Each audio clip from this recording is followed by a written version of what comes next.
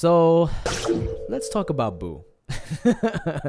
Let's talk about Buu. Now, all the lead up to this whole saga was Buu was right there. He's still there. What's so funny is if you look at the breaks in between the episodes and they show like everybody's faces, Buu is still there as one of the faces of Team 7. I just, it's funny. I was thinking about this and I was like, when I was first thinking about Buu being selected, I kind of had to think back to like how he was represented this whole time in Super, and even a little bit before that.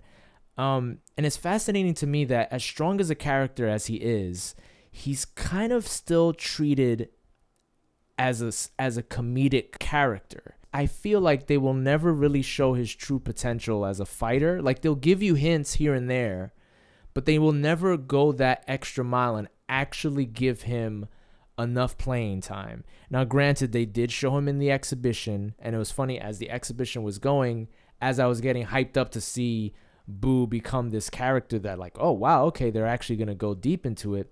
The more I started to think about like, no, this is probably going to be the same thing that they did when he first fought Beerus. Like he's there, he shows some of his powers, and then that's it. Yeah, I mean, I don't think anybody ever forgot that this is what he is. That's why people were always clamoring for him to be there. I mean, the top five most obvious people had on this team when they created it, and it's like on everybody's list. Buu was on the top 5. Buu was actually number 3 on everybody's list. It's right after being Goku and Vegeta. And I think he should be on the team. It's unfortunate that for some reason the writers or Akira just looks at him as he's just this comedy guy. He's just who he is. And so showing him all built and getting everybody hyped, putting him on the main card, like a main billing, like, whatever you want to call it. And then at the last moment, switching him out and making him go to sleep it's stupid. It's definitely stupid. I hear you on that. I mean, you were saying about Master Roshi being there as a comedy character. I'm like, well, there you go. You got fucking Buu. He's in the tournament. That's it. Exactly. They had their guy. They had their guy and they had their chance, and now they fucked it up and stuff, and they took him out. And after they fucking leveled him up, like he became we've seen different versions of Buu. We've seen Fat Buu, we've seen Skinny Buu, we've seen Kid Buu, and now we actually got Fit Buu. That's why I'm calling him Fit Buu. Which was crazy. Fit Buu was. And he's strong, no doubt. I mean, I don't think he's nowhere like on God level and stuff, but he's definitely strong. Like he's somewhere within that on Super Saiyan level 3 level and stuff. But but he's like a high level Super Saiyan level 3. Like he's like he beats the shit out of Goten and Trunks merge, or he might be close to where Ultimate Gohan is. I would say. Yeah. Like he's definitely stronger than I would say Kid Buu. And then the fact that they replaced him with Frieza, and I know a lot of people were done with Frieza. People were like, I don't want to see any more Frieza. I remember listening to I don't know fans. why. I don't know why people like hate on Frieza so much. I don't know why he is. I mean, think about this. All the villains they've ever had, okay? Piccolo became a good guy. He's not a villain anymore. Same thing with Vegeta. So only other two you have left is you got Cell. And you have Majin Buu. And Majin Buu, they just showed he's Fat Buu. So now you just got between him and Cell. Now, people might like Cell better, and I got that. But mind you, Cell is still made up of Frieza. Like damn near half of his cells are Frieza's and King Cole's cells. You know what I'm saying? Mm-hmm. And Frieza, in all reality, he is the most badass villain they've ever had. Think about that. Yeah. Cell had to get created to get strong. You know what I'm saying? Majin Buu was created to be strong, but Frieza was always that guy who was born within that universe that was strong. He was the strongest guy for the longest time. Mind you, he's the guy who fucking ended the Saiyan race. Yeah. He's the guy that tormented the dynamics, tormented the whole universe. Like, he pulled it off. He was getting shit done. And people like Golden Frieza. I'm like, but listen, I felt like there was still something left with that. The fact that he was beating the shit out of Goku as Super Saiyan Blue. And the only reason Vegeta was getting the better of him is because the dude had that weakness of stamina. Imagine he conquers that shit. There's no one really going to beat him. And I think it's interesting to show why people don't like him. And I think the American fans don't like him is because he sounds like a sissy and stuff like that. Like, I heard a lot of people don't like Goten and Trunks because they act like little kids. And they don't like Zeno, too, for that reason. They are little kids. Yeah, but that's the thing about it. It's ridiculous. The reason why people don't like this character. Mind you, that's the whole genius and comedy of Dragon Ball, period. Yeah. Is that you have these characters that you wouldn't expect them to be as fucking badass and powerful as they are. and Right. you know because of their personalities and stuff. You know what I'm saying, or the way they sound and the way they carry themselves. But that's the whole fucking lore of it and stuff.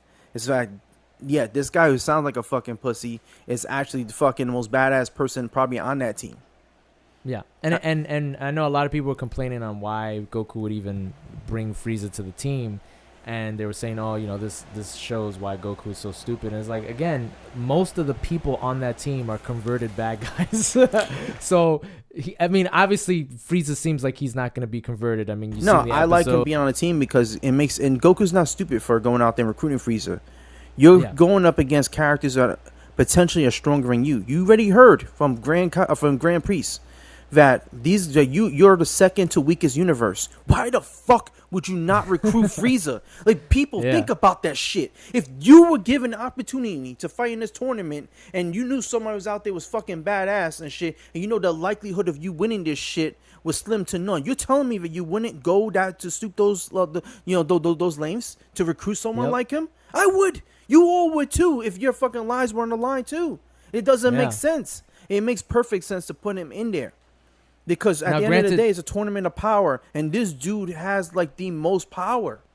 Mm-hmm. Even if he still had that weakness of his stamina, he still was stronger than most of the guys who he would have been going up against. And granted, story-wise, it looks like he's the cog in the wheel. He's the one that's kind of scheming and doing all that. Put the story aside. Power-wise, this is the guy you want in your team. It's like he's back for 24 hours. You know, he's powerful. This is who you need. And I get it. Some people are like, well, why couldn't they find somebody else? Like, why do they have to make Frieza's? Like, create a new villain and stuff. Just creating out of nowhere. You have an entire tournament of creating characters and stuff. You just can create another villain, right? Yeah, you guys make a lot of sense. Let's think about that, guys. Let's think about that. We'll create another fucking character because that's what people really wanted. They want to remove some of these other characters that are already established just to create new characters. But you have an entire tournament, okay? You have like 7 other universes you're gonna create new characters with. Why would you want to look at a universe that you already established characters with and create other characters? It makes no sense. Yeah. Okay, Goku, no, he's actually very smart. And when it comes to this, recruiting this dude was very smart. The only stupid recruitment thing he had was actually recruiting Master Roshi. That was it. You guys, that was the dumbest thing. I'm gonna make a team. I'll fucking put Master Roshi in it. Nah, recruiting Golden Frieza made sense because he fucking handed him his ass. Not to mention, the whole purpose of Goku wanting to fight in these things in the first place was to fight the strongest characters. You don't think in the back of his mind he knew he was gonna get at it with this dude again? What if this dude conquered that fucking one weakness he had, which is stamina? And imagine me and him fight at all out and stuff. You know what I'm saying? Then maybe I could find out who's stronger. Because that's why I recreated reincarnated Buu. That's the whole reason. Because he technically didn't beat him. He knew he didn't. He's like, nah, I had to get by time from Vegeta and stuff. You know what I'm saying? To go out there and create a spirit bomb to take care of him. But I want to see who's stronger in the future. So you know what I'm gonna do? I'm gonna have this rematch in the future. But except I want to make sure there's not those kind of stakes on the line. I'll reincarnate him. So, yeah, at the end of the day, it's just, we got to wait and see what Golden Frieza brings as far as power and story, because I feel like he's serving two purposes now. Out of everybody, it seems like maybe he's got something up his sleeve to kind of work this tournament in a different way or this battle in a different way. And he definitely deserves to be there because when the chips are down, when the universe is about to be erased, you go for the strong people, and that's Frieza. There's no doubt about it. But what do you guys think? What do you guys think about Golden Frieza? What do you guys think about Majin Buu? Will we ever see the day that Majin Buu shows his true potential? Does Frieza somehow get out of being heaven and become another part of this series, another villain again? He get a second rematch. Let us know what you think in the comments below. Thanks for watching this other episode of ours. And as always, like, subscribe, follow us on Twitter at KAMEHAME-NOW. That's one word. And as always, thanks for watching, and we'll see you next time.